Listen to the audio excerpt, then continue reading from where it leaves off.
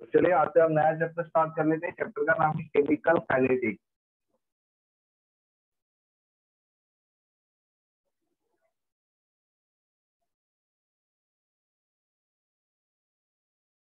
तो सबसे पहले हम देखते हैं कि भाई केमिकल काइनेटिक्स का मतलब क्या होता है, ठीक है डन, या फिर इसकी डेफिनेशन क्या होती है। तो देखिए एक्चुअली ये ब्रांच होता है केमिस्ट्री का, the branch of chemistry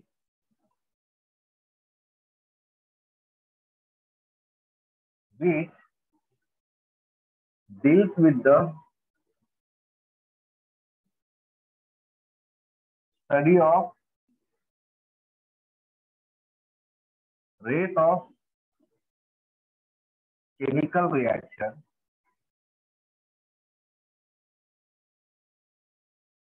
and factors affecting it।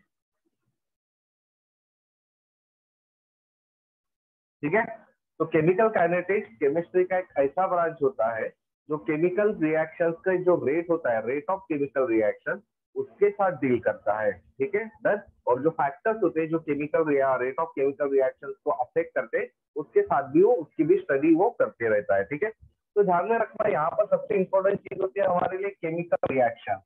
अब केमिकल जब भी कोई रिएक्शन होता है, जैसे कंसिडर कर लीजिए कि मैं यहाँ पर एक जनरल केमिकल रिएक्शन ले रहा हूँ, A+B गिव्स C। ओके, तो किसी भी केमिकल रिएक्शन के कुछ एस्पेक्ट्स होते हैं जो आप लोगों को ध्यान में रखना है। एस्पेक्ट्स मतलब काइंड ऑफ इंडिकेटर्स। ओके, मतलब कुछ चीजें ऐसी होती है जो केमिकल रिएक्शंस के बारे में काफी सारी जानकारी देती है, तो उसको हम एस्पेक्ट्स या फिर इंडिकेटर्स कह सकते हैं। तो वो एस्पेक्ट्स का इंडिकेटर्स क्या होता है, जैसे first equilibrium, okay done, later second जो एस्पेक्ट होता है that is nothing but the feasibility of reaction. Okay, feasibility के बारे में जानकारी देता है। देन थर्ड जो एस्पेक्ट होता है केमिकल रिएक्शन का वो होता है रेट ऑफ रिएक्शन, बराबर है। देन फोर्थ जो एस्पेक्ट होता है केमिकल रिएक्शन का वो होता है मैकेनिज्म ऑफ रिएक्शन। ओके, तो किसी भी केमिकल रिएक्शन में जो चार चीजें मैंने आप लोग को लिखकर दी हुई है, ये चार चीजें काफी ज्यादा इंपॉर्टेंट होता है। ठीक है डन, तो जैसे कौन कौन सी चार चीजें, सबसे पहला है इक्विलिब्रियम, ठीक है। देन लेटर ऑन क्या होता है, feasibility, rate of reaction, mechanism of reaction.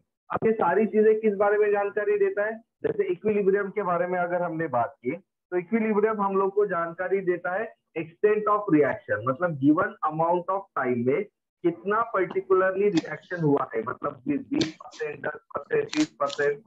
अगर मैंने एक, जैसे नहीं कि हम लोग चाय बना रहे हैं, कंसिडर कीजिए चाय बनाने के बाद में मैंने पूछा कि भाई 1 मिनट के बाद ही पूछा कि भाई चाय बनी क्या नहीं, तो आप बोले बस 10% चाय बनी है, अभी भी 50% बची है, 8% बची है, लाइक दैट। समझ में आ रहा है, तो उसको हम कहते हैं एक्सटेंट ऑफ रिएक्शन, कि गिवन अमाउंट ऑफ टाइम में आप लोगों का जो रिएक्शन है वो कितना हुआ है या कितना नहीं हुआ है।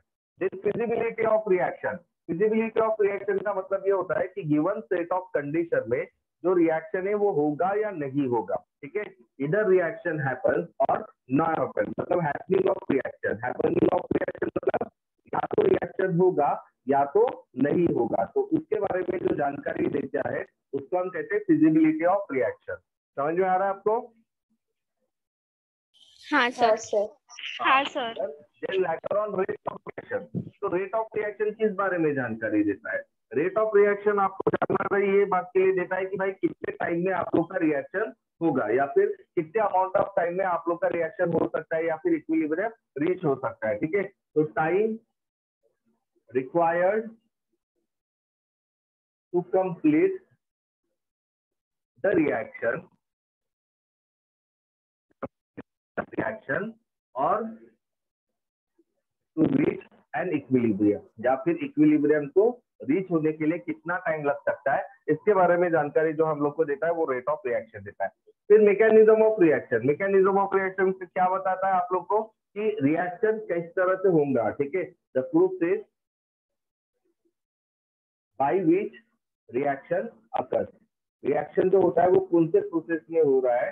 ठीक है, इसके बारे में जो जानकारी देता है उसको हम कहते हैं मैकेनिज्म ऑफ रिएक्शन। तो ये जो चार एस्पेक्ट्स होते हैं किसी भी केमिकल रिएक्शन के, ठीक है, ये सारी जो चीजें हैं वो अलग अलग ब्रांच ऑफ केमिस्ट्री में डील करती है। ठीक है, जैसे इक्विलिब्रियम के बारे में जो जानकारी देता है वो कौन सा चैप्टर देता है हम लोग ऑलरेडी पढ़ चुके हैं, बराबर है। तो इक्विलिब्रियम के बारे में जानकारी हम लोग को कौन सा ब्रांच केमिस्ट्री का देता है, केमिकल इक्विलिब्रियम। कौन सा होता है वो, केमिकल इक्विलिब्रियम, ध्यान में रखना, ठीक है। तो इक्विलिब्रियम के बारे में हमको कौन सा पर्टिकुलरली ब्रांच जानकारी देता है, केमिकल इक्विलिब्रियम, ठीक है। देन फिजिबिलिटी ऑफ रिएक्शन के बारे में कौन सा ब्रांच ऑफ केमिस्ट्री बताता है हमको, बताइए।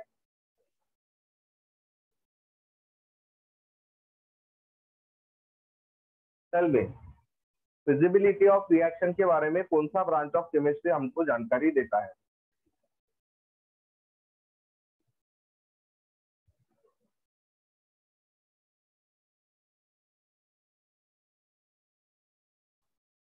थर्मोडायनेमिक्स। वेरी गुड, थर्मोडायनेमिक्स हमको जानकारी देता है किसके बारे में, फिजिबिलिटी ऑफ रिएक्शन के बारे में, बराबर है। देन उसके बाद में नेक्स्ट जो पर्टिकुलरली है, ठीक है, रेट ऑफ रिएक्शन, ठीक है, और मैकेनिज्म ऑफ रिएक्शन। तो ये चीजों के बारे में हमको जानकारी कौन देता है, तो ध्यान में रखना ये जो चीजें हैं, ठीक है, रेट ऑफ रिएक्शन और दूसरा कौन सा, मैकेनिज्म ऑफ रिएक्शन, इन दोनों के बारे में जो जानकारी देने का काम करता है, ठीक है, वो ये वाला ब्रांच जिसके बारे में हम पढ़ने जा रहे हैं, वो वाला ब्रांच इसके बारे में जानकारी देता है, ठीक है। तो chemical kinetics gives the information about the rate of reaction and the mechanism of reaction. समझ में आ रहा है।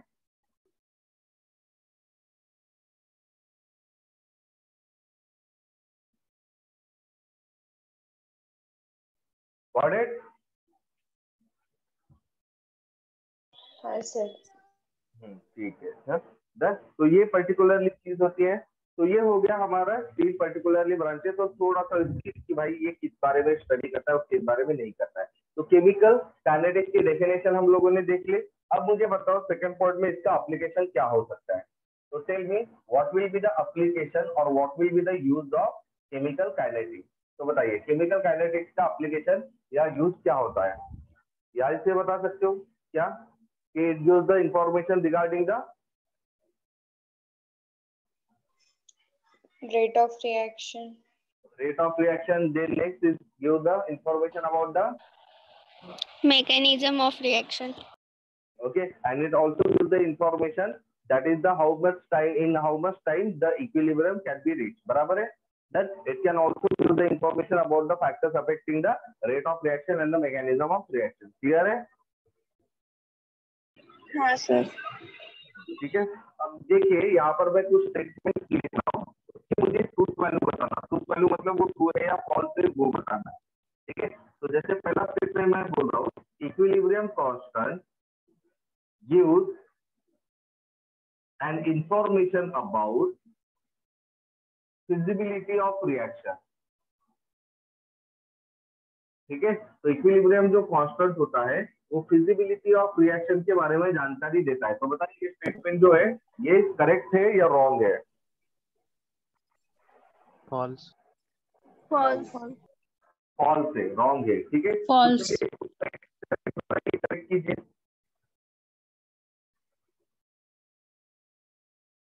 करेक्ट कीजिए। Thermodynamics gives information about feasibility of reaction. And what about equilibrium constant. Equilibrium constant किस बारे में जानकारी देता है। Extent of reaction. Extent of reaction, बराबर है। देन सेकंड जो है, second statement, thermodynamics predict extent of reaction. बताइए सही है या गलत है। फॉल्स। False. False. फॉल्स है, रॉन्ग स्टेटमेंट है। तो बताइए करेक्ट स्टेटमेंट क्या है। Thermodynamics predict feasibility of reaction. Okay done, ठीक है। फर्स्ट स्टेटमेंट है यहाँ पर chemical kinetics predict the rate of reaction.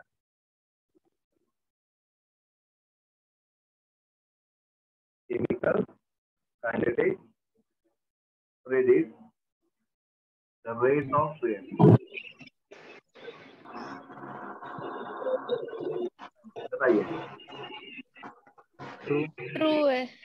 True है सर। बराबर है। राइट। तो ये चीजें आप लोग को अच्छे से दिमाग में रखना है। तो चलिए अभी हम आगे बढ़ते हैं। तो अब हम सबसे पहला हमारा जो टॉपिक है चैप्टर का रेट ऑफ रिएक्शन, उसके बारे में डिस्कस करते हैं, क्योंकि chemical kinetics is deals with the rate of reaction. तो केमिकल काइनेटिक्स जो होता है वो सिंपली रेट ऑफ रिएक्शन के साथ डील करता है। तो अभी हम सबसे पहले उसी के बारे में देखते हैं कि भाई रेट ऑफ रिएक्शन होता क्या है और ये किस तरह से स्टडी किया जाता है। ठीक है। तो what exactly mean by the rate of reaction. ठीक है। तो रेट ऑफ रिएक्शन का मतलब क्या होता है? देखिए ऑलरेडी हम लोग यहाँ पर रिएक्शन में क्या होता है पहले वो समझो। रिएक्शन जैसे A + B gives C। Okay done. मेरे पास केमिकल रिएक्शन है। मुझे बताओ किसी भी केमिकल रिएक्शन की खास बात क्या होती है कि इसमें जो रिएक्टेंट्स होते हैं वो कन्वर्ट हो जाते हैं किसके अंदर? प्रोडक्ट्स के अंदर। बराबर है। Reactants are converted into the product. बराबर है। तो हाउ रैपिडली, कितने रैपिडली आप लोगों के रिएक्टेंट जो है वो प्रोडक्ट्स में कन्वर्ट हो रहे हैं। अब मुझे बताइए जब रिएक्शन प्रोडक्ट में कन्वर्ट होंगे तब जो कॉन्सेंट्रेशन रहेगा रिएक्टेंट का कॉन्सेंट्रेशन वो क्या होगा? कम होगा या फिर ज्यादा होगा? ज्यादा ज्यादा होगा क्या? कम होगा। रिएक्शन में क्या होता है बोला मैंने? रिएक्टेंट जो है वो प्रोडक्ट में कन्वर्ट होते हैं। कंसीडर कि मैंने अभी रिएक्शन स्टार्ट किया है और मैं कॉन्सेंट्रेशन रिएक्टेंट ले रहा हूँ। ठीक है। 20 रिएक्टेंट ले रहा हूँ 0 मिनट। मतलब अभी मैंने जस्ट रिएक्शन स्टार्ट होने का है, तब मेरे पास सिर्फ क्या रहेगा? रिएक्टेंट रहेगा जो 20 है, वो प्रोडक्ट कितना रहेगा? 0। बराबर है। फिर 1 मिनट के बाद में मैंने ये कहा कि भाई इसमें से 5 प्रोडक्ट तैयार हो गए, तो फिर रिएक्शन कितने बचेंगे? 15 बचेंगे। जाहिर सी बात है। फिर मैं ये बोलूंगा कि नेक्स्ट मिनट में तो ये यहाँ पर 10 प्रोडक्ट तैयार हो गए, तो फिर रिएक्टेंट कितने बचेंगे? 10। बराबर है। देन नेक्स्ट मिनट में मैंने कहा कि भाई प्रोडक्ट 15 हो गए, तो फिर रिएक्टेंट कितने बचेंगे? 5। और चौथे इसमें क्या हो जाएंगे? सारे के सारे प्रोडक्ट बन गए और रिएक्टेंट 0 हो गए। तो यहाँ पर जो कॉन्सेंट्रेशन ऑफ रिएक्टेंट है वो क्या हो रहा है? डिक्रीज हो रहा इंक्रीज हो रहा है। और कॉन्सेंट्रेशन ऑफ प्रोडक्ट क्या हो रहा है? इंक्रीज हो रहा है। बराबर है। तो क्या होता है जब भी कोई केमिकल रिएक्शन होता है तो जाहिर सी बात है रिएक्टेंट का कॉन्सेंट्रेशन कम होता है और प्रोडक्ट का कॉन्सेंट्रेशन बढ़ता है। बराबर है। तो यहाँ पर किसी भी केमिकल रिएक्शन में दो चीजें होती है। रिएक्टेंट का यूज होता है, मतलब कंज्यूम होता है, और प्रोडक्ट का फॉर्मेशन होता है। ध्यान में रखना कोई भी केमिकल रिएक्शन में दो चीजें होती है। क्या? पहला होता है कंजम्पशन ऑफ रिएक्टेंट। ओके। और दूसरी चीज क्या होती है इसके अंदर? Formation of product. बराबर है। डन। समझ में आ रहा है? समझ में आ रहा है क्या? किसी भी पर्टिकुलरली केमिकल रिएक्शन में क्या होता है कि रिएक्टेंट जो होते हैं, रिएक्टेंट वो कंज्यूम होते हैं। रिएक्टेंट्स क्या होते हैं? कंज्यूम होते हैं। और प्रोडक्ट जो होते हैं वो तैयार होते हैं, फॉर्म होते हैं। बराबर है। तो अगर फिर मैंने ये बोला कि भाई देखिए, ये अगर मैं बोल रहा हूँ कि ये रिएक्शन के दो पार्ट होती है, रिएक्शन में इसमें दो चीजें होती है, तो फिर अगर मैंने आपको पूछा कि फिर रेट ऑफ रिएक्शन में क्या चीजें हो सकती है, तो रेट ऑफ रिएक्शन जैसे रिएक्शन में अगर दो चीजें हैं, बराबर है, देन रिएक्शन कॉमन है। अब मैंने रिएक्शन के आगे खाली रेट ऑफ लगा लिया, तो मैं इसके आगे भी रेट ऑफ लगा सकता हूँ और इसके आगे भी रेट ऑफ लगा सकता हूँ। बराबर है। इसका मतलब ही रेट ऑफ रिएक्शन में कितने टाइप के रेट होंगे? दो टाइप के रेट होंगे। कौन से दो टाइप के रेट होते हैं? पहला होगा rate of consumption of reactant और rate of formation of product. समझ में आ रहा है? समझ में आ रहा है क्या? Okay done. तो on the basis of that अगर मैंने बोला कि भाई रेट ऑफ रिएक्शन का आप लोग किस तरह से फॉर्मूला लिख सकते हो या रिप्रेजेंट कर सकते हो, तो ध्यान दीजिए रेट ऑफ रिएक्शन में क्या हो रहा है? दो टाइप का रेट हो सकता है। या तो rate of consumption of reactant हो सकता है, rate of consumption of reactant, या फिर वो rate of formation of product भी हो सकता है। अब मुझे बताओ कंजम मतलब क्या होता है? कम होता है। और जो चीजें कम होंगी उसकी वैल्यू हम निगेटिव में दे देते हैं, तो उसको मैं निगेटिव वैल्यू होती है, और इसकी वैल्यू कैसी होती है? पॉजिटिव होती है। समझ में आ रहा है आपको? हाँ सर। Okay done. तो अब हम देखते हैं कि भाई रेट ऑफ रिएक्शन जो होता है उसकी एग्जैक्ट डेफिनेशन क्या होती है। रेट ऑफ रिएक्शन का मतलब क्या होगा? जैसे मैंने ऑलरेडी कहा है कि रेट ऑफ रिएक्शन में दो चीज होंगी, कंज्यूम भी होगा और प्रोडक्ट क्या होगा, तैयार भी होगा। रिएक्टेंट कंज्यूम भी होगा या फिर क्या होगा, तैयार होगा। तैयार होगा। ठीक है, तो रेट ऑफ रिएक्शन एक्चुअली क्या करता है, इट डिस्क्राइब, ये डिस्क्राइब करता है, किस चीज को डिस्क्राइब करता है, describe the rate of consumption. किसका कंजम्पशन, कंजम्पशन किसका रिएक्टेंट। ओके, ये डिस्क्राइब करता है किसको, rate of consumption of reactant या फिर rate of formation of product. Rate of formation of product, बराबर है, ये इसको वो डिस्क्राइब करता है, बराबर है। तो अगर आपको इसको डिफाइन करना है, ठीक है, डेफिनेशन लिखनी है, ठीक है, तो अल्टीमेटली इसके डेफिनेशन क्या होंगे कि rate of reaction is nothing but the decrease in the concentration of reactant per unit time और increase in the concentration of product per unit time. ठीक है, तो सिंपल सी बात है, रेट ऑफ रिएक्शन क्या होता है, rate of reaction is the decrease in concentration of reactant, बराबर है। अभी मैंने समझाया था आप लोग को कि किसी भी केमिकल रिएक्शन में जो कॉन्सेंट्रेशन ऑफ रिएक्टेंट होता है वो क्या होता है, डिक्रीज होता है, या फिर कॉन्सेंट्रेशन ऑफ प्रोडक्ट क्या होता है, increase. Increasing concentration of product, concentration of product, increasing concentration of product, बराबर है, डन। तो ये जो चीज होती है, राइट, इसको हम क्या कहते हैं, रेट ऑफ पर यूनिट टाइम। एखादे पर्टिकुलरली टाइम में, तो पर यूनिट टाइम मतलब टाइम के साथ आप लोग को बताना जरूरी है। तो that is called as the rate of reaction. समझ में आ रहा है रेट ऑफ रिएक्शन? हाँ सर। हाँ सर। ओके, तो अब हम बात करते हैं कि भाई रेट ऑफ रिएक्शन को हम किस तरह से कैलकुलेट कर सकते हैं। ठीक है डन। तो अब ध्यान दीजिए कि रेट ऑफ रिएक्शन का जो हम मैथमेटिकली हम इसको कैसे एक्सप्रेस करते हैं वो देख लेते हैं। तो mathematical expression of rate of reaction, ठीक है डन। तो जैसे कंसीडर कीजिए मैं एक केमिकल ए यूज बी, यहाँ पर ए क्या होता है, ये क्या होता है, रिएक्टेंट, और बी क्या होता है, प्रोडक्ट। बराबर है। तो अब ध्यान दीजिए रेट ऑफ रिएक्शन, तो रेट ऑफ रिएक्शन का डेफिनेशन आप लोगों ने क्या लिखा हुआ है,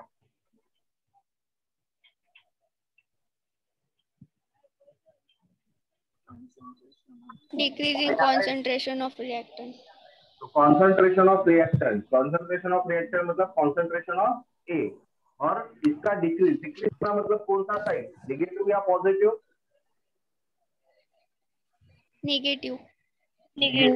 और ये क्या यूनिट टाइम, अगर आप लोग को पता है ये कौन सा भी टाइम होता है, इसीलिए आपको इसका क्या होना पड़ता है, डेरिवेटिव लेना पड़ता है। तो अल्टीमेटली इसको आप जो लिखोगे वो इस तरह से लिखोगे, क्या, rate of reaction is equal to minus D of concentration of A by dt, d concentration of A by dt, where A is the reactant। या फिर आप क्या लिख सकते हो,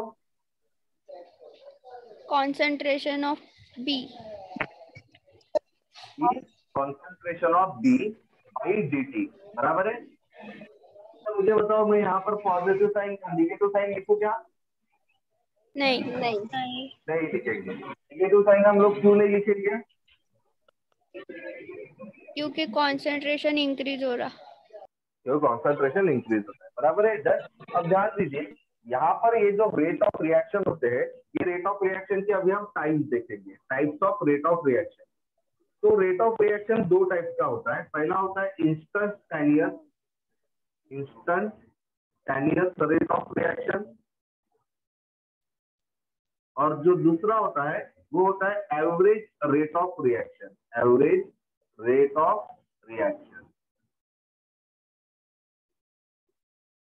ठीक है डन। तो इसको जरा समझ लेते हैं। कंसीडर कीजिए कि हमारे पास ये एक रिएक्शन है ए यूज बी, इसका 0 मिनट में कॉन्सेंट्रेशन 10 था और इसका 1 था, फिर 1 मिनट में इसका कॉन्सेंट्रेशन हो गया 9 और इसका हो गया 1।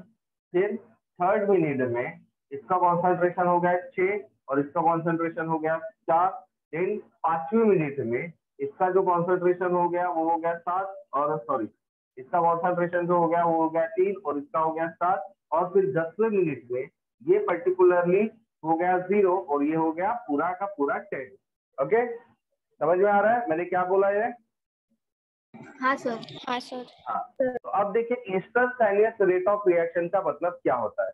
इंस्टेंटेनियस रेट ऑफ रिएक्शन का मतलब, अगर मैंने आप लोग को पूछा कि भाई बताइए 5वें मिनट में ओके पर्टिकुलरली रिएक्शन का रेट क्या था, तब आप इसको कहेंगे इंस्टेंटेनियस रेट। मतलब एक आधे पर्टिकुलरली इंस्टेंट मतलब हम बोलते हैं ना एक पर्टिकुलरली टाइम। ओके, तो एक पर्टिकुलरली इंस्टेंस पर इस केमिकल रिएक्शन का रेट क्या था उसको हम कहते हैं इंस्टेंटेनियस रेट ऑफ रिएक्शन। और एक होता है एवरेज रेट ऑफ रिएक्शन। अच्छा मुझे बताओ, instantaneous rate of reaction same हो सकता है क्या? जैसे मैंने अगर 1 मिनट का रेट निकाला, 3rd मिनट का निकाला, 5th मिनट का निकाला, 10 मिनट का निकाला, ये सेम हो सकता है क्या? नहीं हो सकता है, बराबर है। तो इंस्टेंटेनियस रेट जो रहेगा वो डिफरेंट रहेगा डिफरेंट टाइम के लिए, बराबर है। तो फिर ओवरऑल रेट ऑफ रिएक्शन हम कैसे निकालेंगे ओवरऑल रेट ऑफ रिएक्शन? फिर एवरेज लेकर। तो जब हम ओवरऑल रेट ऑफ रिएक्शन निकाल लेते तब हम उसको कहते हैं एवरेज रेट ऑफ रिएक्शन। अब इंस्टेंटेनियस रेट ऑफ रिएक्शन और एवरेज रेट ऑफ रिएक्शन को हम कैसे रिप्रेजेंट करते हैं ये समझ लेते हैं। तो सबसे पहले हम बात करते हैं instantaneous rate of reaction. Instantaneous rate of reaction का फॉर्मूला यही है जो मैंने आप लोग को अभी थोड़ी देर पहले बताया था। ओके चलो, तो ये सारे के सारे टाइम के लिए मुझे इंस्टेंटेनियस रेट ऑफ रिएक्शन बताओ। तो चलो सबसे पहले 0 मिनट के लिए बताओ। तो 0 मिनट के लिए क्या हो जाएगा rate of reaction? Instantaneous rate of reaction क्या हो जाएगा बताइए 0 मिनट के लिए?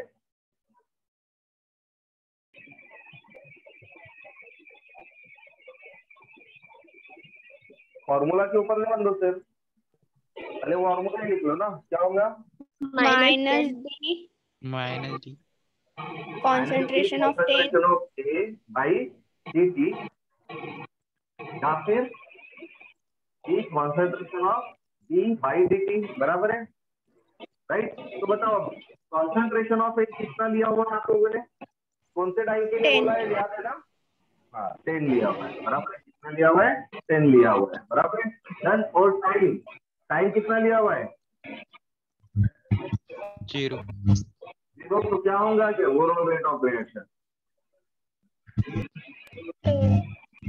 10 होता है क्या?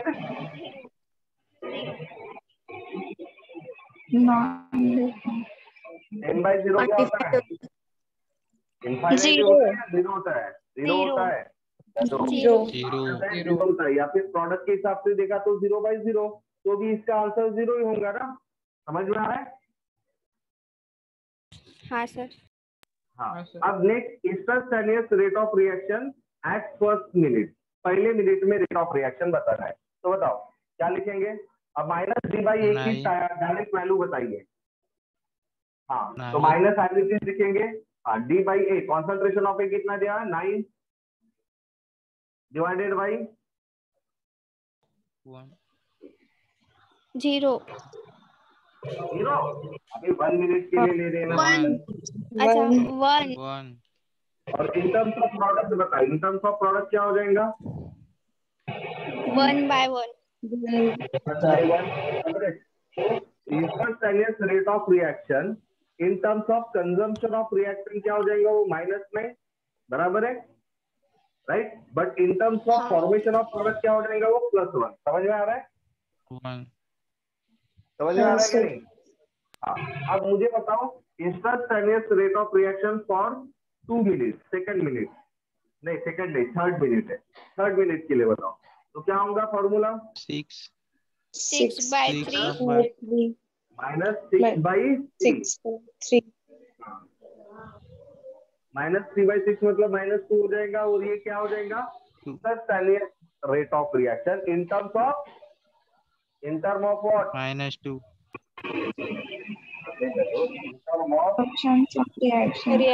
Consumption of reactor. ये क्या हो गया?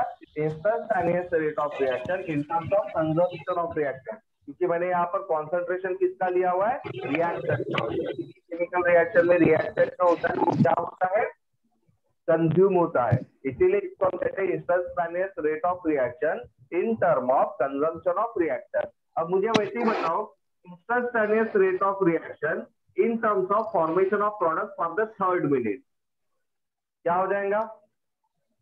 4/3 बराबर है 10।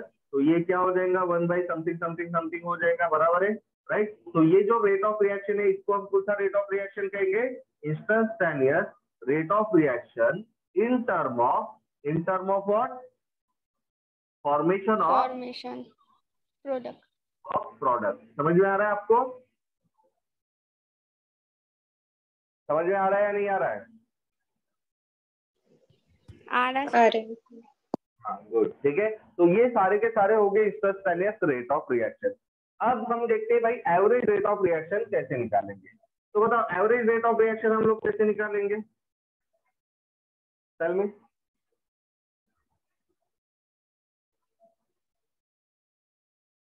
दोनों को ऐड करेंगे और 2 से डिवाइड करेंगे। देखिए एवरेज रेट ऑफ रिएक्शन मतलब पूरे के पूरे टाइम को कंसीडर करना। मतलब जैसे आप लोगों ने बोला कि भाई 10 मिनट तक का मेरे को बता दो, ठीक है, 10 मिनट तक का मेरे को रेट ऑफ रिएक्शन बता दो, तो फिर आप क्या करोगे, पूरा 1 2 3 4 5 ऐसा अलग अलग निकालने की जगह आप सिर्फ एक काम कर सकते हो, क्या कि जैसे आप लोग को पता है कि रेट ऑफ रिएक्शन का जो फॉर्मूला होता है वो क्या होता है, D concentration of A by dt होता है इन terms of consumption of reactant, या फिर D concentration of B by dt होता है इन terms of formation of product. तो अगर आप लोग को एवरेज रेट ऑफ रिएक्शन निकालना है, ठीक है, ये फॉर्मूला हम बोल देते हैं कि भाई ये इंस्टेंटेनियस रेट ऑफ रिएक्शन के लिए, और अगर आप लोग को एवरेज रेट ऑफ रिएक्शन के लिए निकालना है तो आप सिंपली डेल्टा यूज करेंगे, delta concentration of A by delta T in the same manner in terms of formation of product that will be the delta concentration of B by delta T। Clear है? अब हम यहाँ पर कैसे करेंगे, तो आप लोग को जैसे मैंने पूछा 10 मिनट के लिए, ठीक है, तो 10 मिनट के लिए आप क्या निकालेंगे, डेल्टा कॉन्सेंट्रेशन ऑफ ए, मतलब कॉन्सेंट्रेशन ऑफ ए 10 मिनट में कितना था माइनस कॉन्सेंट्रेशन ऑफ, क्योंकि डेल्टा का मतलब क्या होता है, डेल्टा मतलब फाइनल माइनस इनिशियल होता है, बराबर है, और मैं डेल्टा कॉन्सेंट्रेशन ऑफ ए बोल रहा हूँ, तो फाइनल टाइम मतलब 10 हो गया मेरा और इनिशियल टाइम मतलब 0 टाइम हो गया। तो फाइनल कॉन्सेंट्रेशन कितना है इसका 0 और इनिशियल कॉन्सेंट्रेशन कितना है इसका 10, बराबर है, तो कितना हो जाएगा ये -10। समझ में आ रहा है आपको? हाँ सर। हाँ, तो यहाँ पर क्या हो जाएगा -10 बाई डेल्टा टी। अब डेल्टा टी में टाइम आप कंसिडर करोगे तो टाइम क्या होगा 10 - 0 10 हो जाएगा, बराबर है, तो क्या हो जाएगा इसका overall rate average rate of reaction 1 हो जाएगा, बराबर है। अब उसी तरह से प्रोडक्ट के हिसाब से सोचते हैं, तो प्रोडक्ट में क्या होगा, डेल्टा कॉन्सेंट्रेशन ऑफ बी का मतलब इनिशियल कॉन्सेंट्रेशन 0 और फाइनल कॉन्सेंट्रेशन 10 था, बराबर है, तो ये क्या हो जाएगा 10 - 0 10 हो जाएगा, बराबर है, और टाइम भी कितना हो जाएगा 10 - 0 10 हो जाएगा, तो इसका भी रेट ऑफ रिएक्शन क्या हो गया 1 हो गया, बड़े। हाँ सर। ठीक है, तो इस तरह से आप लोग को क्या करना है, यहाँ पर ये सारे के सारे, अबे ये सॉरी यहाँ डेल्टा है 10, हाँ, तो ये -1 हो रही है +1 हो जाता है। समझ में आ रहा है आपको? अब ये कॉन्सेंट्रेशन है ना, तो कॉन्सेंट्रेशन क्या हो जाएगा डेल्टा ए मतलब 0 - 10, तो वो हो जाएगा -10 बाई 10, ठीक है, -10 - 10 that is will be the +1, तो वो 10 ही होता है। ठीक है, क्लियर है? क्लियर?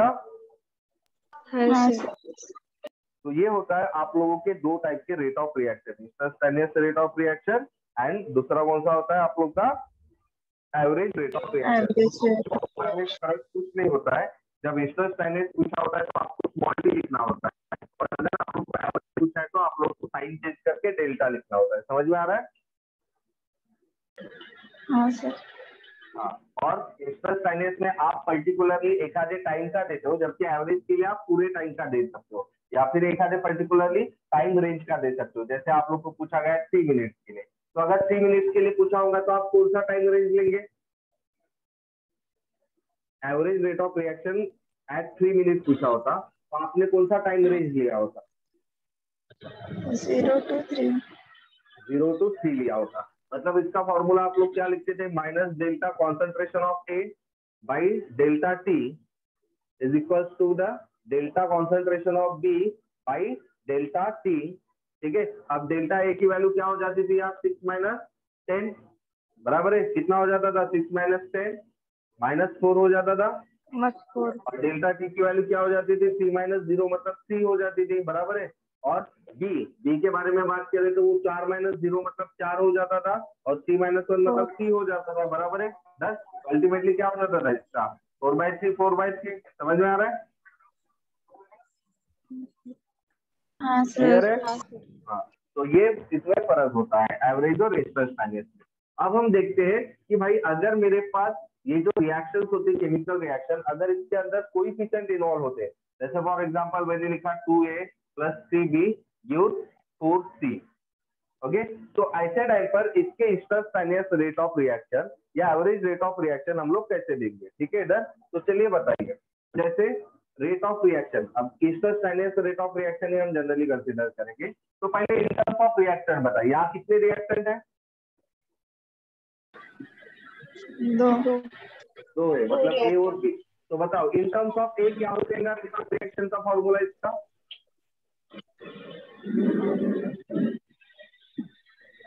रिएक्टेंट है तो पहले तो माइनस लिख लीजिए, बराबर है। देन हम लिख लेंगे D concentration of A by D T, बराबर है। डन? हाँ सर। हाँ, तो सवाल ये आता है कि ये दूसरा क्या करना है। तो ध्यान में रखना, अगर आपके रिएक्शन में जो भी कोएफिशिएंट होंगे ना, आप उसको क्या कर दोगे? ऐसे फ्रैक्शन में लिख लोगे। समझ में आ रहा है? कैसे लिखोगे? फ्रैक्शन में। देखिए माइनस साइन पहले लिखना, minus, okay. 1/2 D concentration of A by D T, तो 2 रहेगा उसको 1 में लिख लेने का।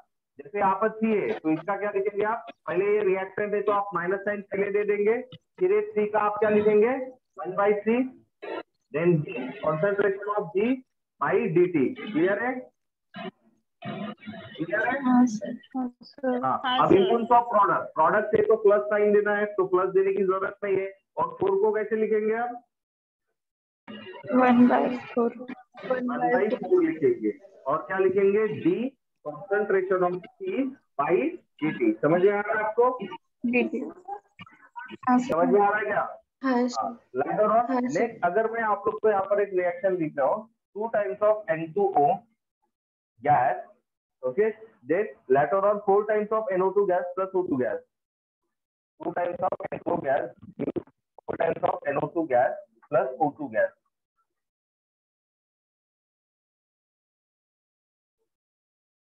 ठीक है, तो बताइए ये कैसे होगा?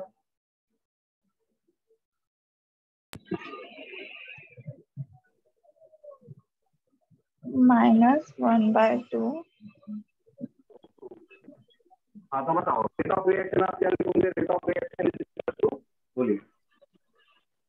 -1/2 dA into concentration concentration के बाद of क्या लिखोगे? N2O 1/2 1/2 हाँ 1/2 D into concentration of N2O D into concentration of N2O divided by dt T equals to, अब प्रोडक्ट, ये दोनों प्रोडक्ट है तो बताइए। 1/4 1/4। अच्छा, माइनस लिखूं क्या? नहीं क्यों? क्योंकि प्रोडक्ट प्रोडक्ट हो रहा है। ठीक है, तो 4 है तो 1/4 then D into concentration of NO2 हाँ बाई divided by dt. हाँ then equals D into concentration of O2 T into divided by concentration of O2 divided by dt. Divided by dt। समझ में आ रहा है आपको? हाँ सर। हाँ सर। अब मुझे बताओ, चलो इसके लिए बताओ, rate of reaction.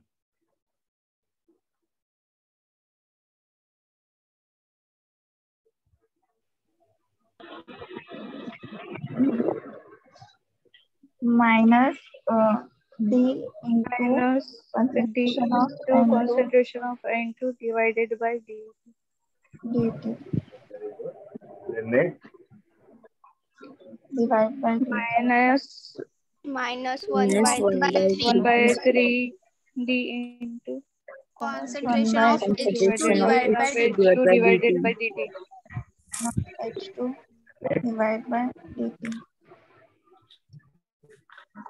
1 by 2 d into concentration of NH3 divided by dt dt। Got it? समझ आ रहा है आपको? हाँ सर। हाँ ठीक सर। है, तो इस तरह से आप लोग क्या कर सकते हो, रेट ऑफ रिएक्शन को रिप्रेजेंट कर सकते हो, फिर चाहे वो इंस्टेंटेनियस रेट ऑफ रिएक्शन हो या फिर चाहे एवरेज रेट ऑफ रिएक्शन हो। ठीक है, तो अभी आप लोग को क्या करना है, आप लोग को कुछ न्यूमेरिकल्स दिए हुए आपके टेक्स्ट बुक में, बोर्ड वाले टेक्स्ट बुक में, स्टडी मटेरियल में, बोर्ड के। ठीक है, पेज नंबर 193 दो ही है, एक क्वेश्चन नंबर 12 और क्वेश्चन नंबर 13। ठीक है, तो उसको 11 और 12 सॉरी, तो इन दोनों को जरा सॉल्व करके देखिए। ठीक है, ओके हाँ सर। ठीक है, बाकी हम लोग कल देख लेंगे। फाइन, ठीक है सर। हाँ सर। ओके, चलो, थैंक यू।